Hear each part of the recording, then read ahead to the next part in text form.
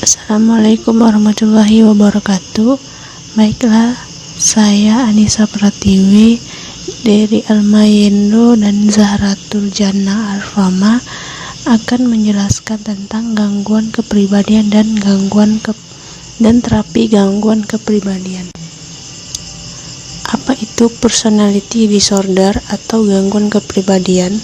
Gangguan kepribadian adalah suatu kondisi yang menyebabkan penderitanya memiliki pola pikir dan perilaku yang tidak sehat dan berbeda dari orang normal. Selain pola pikir yang tidak sehat, kondisi yang dikategorikan sebagai penyakit mental ini juga bisa membuat penderitanya sulit merasakan, memahami, atau berinteraksi dengan orang lain. Klasifikasi gangguan kepribadian terdiri dari 3. Yang pertama, individu yang aneh atau ekstrinsik, terdiri dari paranoid, skizoid, dan skizotipal. Yang kedua yaitu individu yang dramatik atau erotik, terdiri dari antisosial, gangguan kepribadian ambang, histrionik, dan narsistik. Yang ketiga yaitu individu yang pencemas atau ketakutan, terdiri dari gangguan kepribadian menghindar, dependen, dan obsesif kompulsif. Baiklah, kita akan membahas yang pertama yaitu kelompok aneh atau ekstrinsik, terdiri dari 3, skizotipal, skizoid, dan paranoid. Gangguan kepribadian paranoid adalah individu yang mengalami gangguan kepribadian paranoid selalu mencurigai orang lain, merasa dirinya diperlakukan secara salah dan dieksploitasi oleh orang lain sehingga berperilaku misterius dan selalu waspada, seringkali kasar dan bereaksi dengan kemarahan terhadap apa yang mereka anggap sebagai penghinaan, enggan mempercayai orang lain, dipenuhi keraguan yang tidak beralasan terhadap kesetiaan orang lain, atau bahwa orang lain tersebut tidak dapat dipercaya. Kriteria gangguan kepribadian paranoid ini, yang pertama, kecurigaan yang bersifat pervasif bahwa dirinya sedang dicelakai, dikhianati, atau dieksploitasi. Yang kedua, keraguan yang tidak bersadar terhadap kesetiaan teman-teman atau para rekanan dan bahwa mereka dapat dipercaya. Yang ketiga, enggan mempercayai orang lain karena kriteria di atas. Yang keempat, memberikan makna tersendiri terhadap berbagai tindakan orang lain yang dianggapnya sebagai kesalahan. Yang kelima, reaksi berupa kemarahan terhadap apa yang dianggapnya sebagai serangan terhadap karakter atau reputasi. Selanjutnya, gangguan kepribadian skizoid. Gangguan kepribadian skizoid adalah suatu gangguan di mana individu yang mengalaminya tidak menginginkan atau menikmati hubungan sosial, biasanya tidak memiliki teman akrab, tampak tumpul, datar dan menyendiri, serta tidak memiliki perasaan hangat dan tulus kepada orang lain. Kriteria gangguan kepribadian skizoid ini, yang pertama, kurang berminat atau kurang menyukai hubungan dekat. Yang kedua, hampir secara eksklusif lebih menyukai kesendirian. Yang ketiga, kurangnya minat untuk berhubungan seks. Yang keempat, hanya sedikit jika ada mengalami kesenangan. Yang kelima, kurangnya memiliki teman. Yang keenam, bersikap masa bodoh terhadap pujian atau kritik dari orang lain. Yang ketujuh, efek datar, ketidaklekatan emosional. Yang ketiga, gangguan kepribadian skizotipal. Berkembang dari berbagai studi di Denmark terhadap anak-anak yang diadopsi memiliki orang tua kandung. Individu yang mengalami gangguan kepribadian skizotipal biasanya memiliki kesulitan dalam hubungan interpersonal yang terjadi dalam kepribadian skizoid dan kecemasan sosial yang berlebihan yang tidak berkurang setelah mengenal orang-orang di sekitarnya.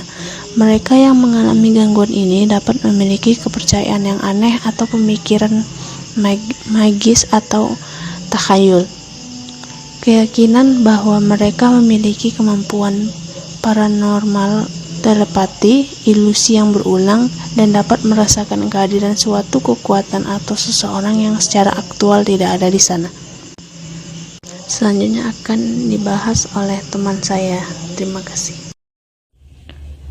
Kelompok dramatik atau eratik. Ada 4 kelompok kepribadian. Yang pertama, kepribadian ambang. Yang kedua, kepribadian histrionik. Yang ketiga, kepribadian narsistik. Dan yang terakhir, antisosial dan psikopat. 1. Gangguan kepribadian ambang atau BPD. Pada awalnya, istilah ini mengacu pada kondisi pasien yang berada di ambang batas antara neurosis dan skizofrenia. Adapun karakteristik dari gangguan kepribadian ambang: pertama, argumentatif; kedua, mudah tersinggung; ketiga, tidak tahan berada dalam kesendirian; keempat, mudah depresi dan perasaan kosong yang kronis. 2. Gangguan kepribadian histrionik. Diagnosis kepribadian histrionik sebelumnya disebut dengan kepribadian histerikal. Ditegaskan bagi orang-orang yang terlalu dramatis dan mencari perhatian. Mereka seringkali menggunakan ciri-ciri penampilan fisik seperti pakaian tidak umum, rias wajah, atau warna rambut untuk menarik perhatian orang kepada mereka. Mereka berpusat pada diri sendiri, terlalu memedulikan daya tarik fisik mereka, dan merasa tidak nyaman bila tidak menjadi pusat perhatian. Adapun karakteristiknya: pertama, kebutuhan besar untuk menjadi pusat perhatian; kedua, perilaku tidak senonoh secara seksual yang tidak pantas; 3. Perubahan ekspresi emosi yang secara cepat; 4. Memanfaatkan penampilan fisik untuk menarik perhatian orang lain; 5. Bicaranya sangat tidak tepat. 3. Gangguan kepribadian narsistik. Orang-orang dengan gangguan kepribadian narsistik memandang keunikan dan kemampuan mereka secara berlebihan. Hubungan interpersonal mereka terhambat karena kurangnya empati, perasaan iri dan arogansi, dan memanfaatkan orang lain, serta perasaan bahwa mereka dapat mendapatkan segala sesuatu. Kepribadian narsistik sangat sensitif terhadap kritik dan sangat takut kepada kegagalan. Adapun kriteria gangguan kepribadian narsistik: 1. Pandangan yang dibesar-besarkan mengenai pentingnya diri sendiri atau arogansi. 2. Pandangan yang dibesar-besarkan mengenai pentingnya diri sendiri atau arogansi. 3. Kecenderungan memanfaatkan orang lain. 4. Iri pada orang lain. 4. Gangguan kepribadian antisosial dan psikopat. Pertama, antisosial. Terdapat gangguan tingkah laku sebelum usia 15 tahun. Membolos, sering berbohong, melakukan pembangkaran, dan dengan sengaja merusak kepemilikan merupakan simptom-simptom utama gangguan tingkah laku. Terus berlanjutnya pola perilaku antisosial tersebut pada masa dewasa, berulang kali melanggar hukum, menipu, dan berbohong.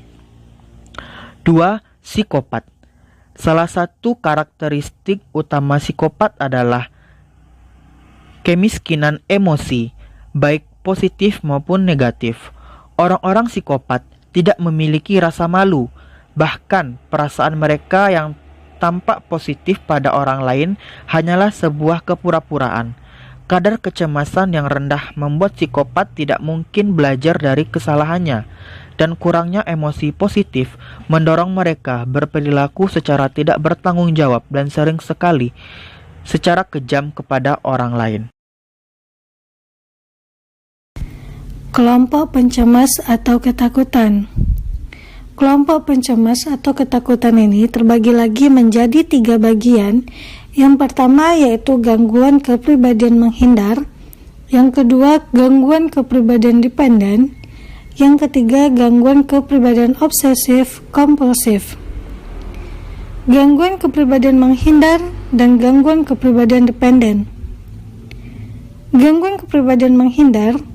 Diagnosis gangguan kepribadian menghindar ditegakkan bagi orang-orang yang sangat takut terhadap kemungkinan munculnya kritikan, penolakan, atau ketidaksetujuan dari orang lain, sehingga enggan menjalin hubungan. Mereka bahkan menghindari pekerjaan yang mengharuskan mereka melakukan kontak interpersonal, yakin bahwa diri mereka tidak kompeten dan lebih rendah daripada orang lain. Gangguan kepribadian dependen.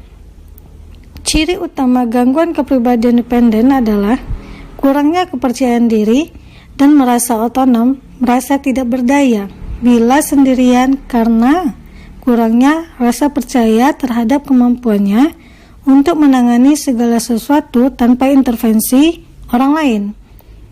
Dipenuhi ketakutan bila harus mengurus sendiri. Gangguan kepribadian obsesif kompulsif. Kepribadian obsesif kompulsif adalah seorang perfeksionis, terfokus berlebihan pada detail, aturan, jadwal, dan sejenisnya. Orang-orang tersebut tidak pernah menyelesaikan proyek.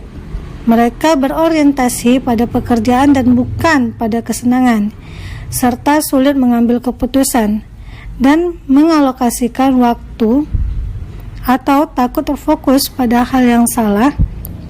Gila kendali adalah istilah populer bagi orang-orang tersebut.